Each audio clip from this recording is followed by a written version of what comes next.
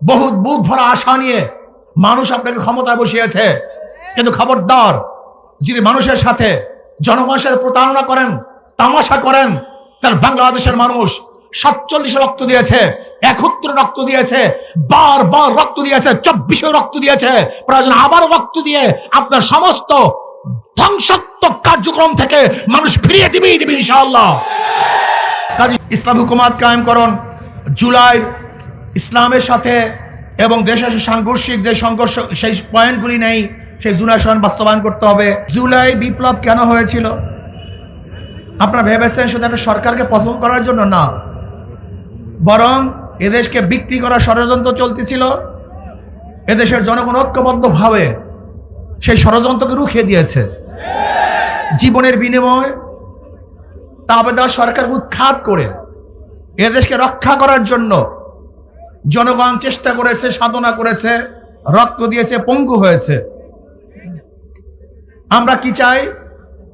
আমাদের স্বাধীন দেশে স্বাধীনভাবে বসবাস করতে চাই। 92% মুসলমানদের দেশে ইসলামের খেলাফ কোনো আইন হবে এটা আমরা চাই না। সাম্প্রদায়িক সম্প্রীতির এই দেশ আমরা চাই না। এখানে হিন্দু, মুসলমান, খ্রিস্টান, বৌদ্ধ কেউ কোনো অবস্থাতে অ্যাসাল্ট হোক, অপমানিত হোক, অপদস্থ হোক, লাঞ্ছিত হোক, তারা ধর্ম পালন করতে পারবে না, এটা আমরা চাই না। কিন্তু এইটাও আমরা চাই না যে ধর্মের নামে ধর্মকে আড়াল করে সামনে রেখে এদেশকে বিক্রি করার ষড়যন্ত্র করবে, সেইটাও আমরা চাই না। আপনারা জানেন বাংলার মানুষ কিন্তু, যারা হিন্দু সম্প্রদায়, তারা কিন্তু দেবী ভক্ত, রাম ভক্ত না। আপনাদের অনেকেরই জানা নেই যে হিন্দুদের মধ্যে সমস্ত হিন্দুরা কিন্তু একই দেবীর, একই ভূতের, একই মূর্তির ভক্ত হয় না। এক এক এলাকায় এক এক ধরনের মূর্তি তারা ভক্ত হয়। যেমন বাংলার মধ্যে সবচেয়ে বেশি দেবী ভক্ত, কিন্তু ইউপির মধ্যে এবং মুদির এলাকায় সেখানে তারা রামের ভক্ত। বাংলাদেশ হলো দেবী ভক্ত, মুদির গ্রুপ তারা হলো রামের ভক্ত। এখানে দেবী মূর্তি স্থাপন না করে রামের মূর্তি স্থাপন করার কারণটা কি একজন চিন্তা করেছেন? এই চিন্তা কিন্তু অনেকেই করেন নাই। এখানে দেবী এবং রাম উদ্দেশ্য নয়, এখানে উদ্দেশ্য হলো দেশটাকে গ্রাস করা, দেশটাকে দখল করা। আজকে আমাদের স্বরাষ্ট্রমন্ত্রী যারা এই দেশকে প্রদেশ বানাতে চায়, ভাগ করতে চায়, তাদের বক্তব্যকে সিলিবক টান বলেছেন।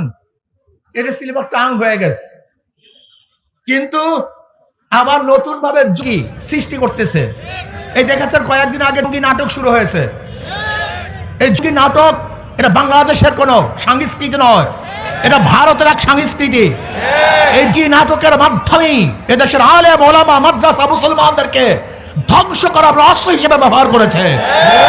আবার এই সরকার যে নাটক শুরু করেছে, ভারতের বিভিন্ন লিডাররা ম্যাপ দেখায় যে বাংলাদেশ, পাকিস্তান, আফগানিস্তান, নেপাল, ভুটান সহ এই এরিয়া অখণ্ড ভারত হিসাবে তারা ম্যাপের মধ্যে বারবার প্রদর্শনী করেন যে আজকে হোক কালকে হোক এদেশ আবার ভারত হয়ে যাবে।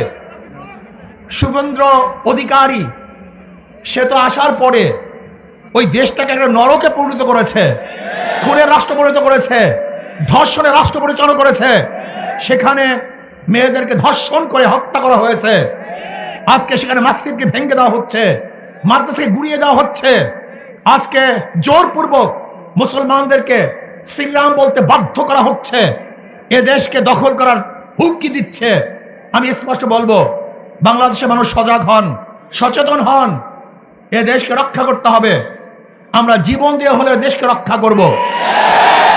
যেরকম জীবন দিয়ে, রক্ত দিয়ে আমরা আধিপত্যের বিরুদ্ধে আন্দোলন করেছে, সংগ্রাম করেছে, প্রয়োজনে আমরা আবারও জীবন দিয়ে দেশকে রক্ষা করবো ইনশাআল্লাহ। কোনো অবস্থাতেই বিজেপি দেশ দখল করবে, আমাদের দেশে কর্তৃত্ব করবে, বাংলাদেশে একজন মুসলমান, একজন মুমিন জিন্দা থাকতে এই স্বপ্ন পূরণ করতে দেওয়া হবে না ইনশাআল্লাহ।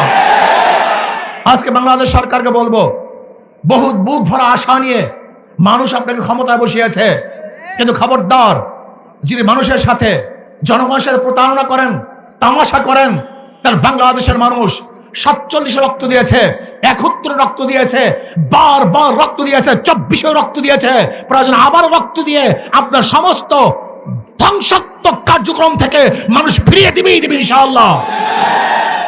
ইসলাম হুকুমাত কায়েম করুন। জুলাই ইসলামের সাথে এবং দেশের সাংঘর্ষিক যে সংঘর্ষ, সেই পয়েন্টগুলি নেই, সেই জুলাই সনদ বাস্তবায়ন করতে হবে। আল্লাহ আমাকে আমাদের সবাইকে কবুল করে নেন।